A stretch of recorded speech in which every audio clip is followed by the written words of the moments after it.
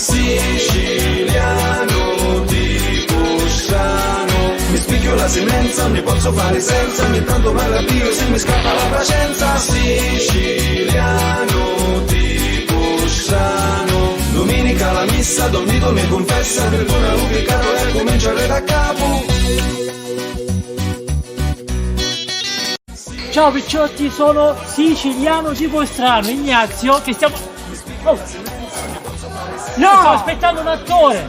Italo Bartolomei! Ignazio! Ma che piacere sto ragazzo! Allora, mi presento il ragazzo Italo Bartolomei, che è il nome Unico al mondo. unico al mondo, perché si chiama Italo Bartolomei. Ma come mai sono unico al mondo? Perché non c'è nessuno che abbia questo nome così complesso che basta che mi chiamano che io già sono arrivato a New York. Allora, vi spiego il talento di questo ragazzo. Intanto, Allora, io sono un attore trasformista, cantautore, soprattutto poeta, ho scritto già da ragazzo, quando ero bambino, ben 80 poesie e ho partecipato alla prima edizione di The Voice Kids 2023.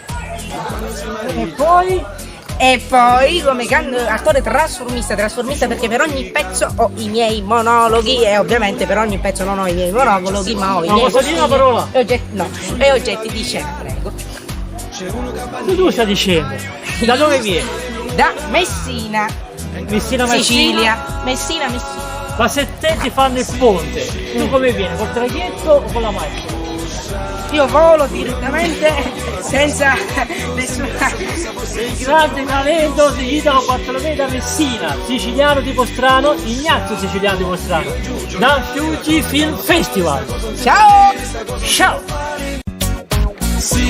Siciliano tipo strano, mi spicchio la semenza, mi posso fare senza, ogni tanto mi arrabbio se mi scappa la pazienza. Siciliano tipo strano, domenica la messa, Don Vito mi confessa, perdona l'ho peccato e cominciare da capo.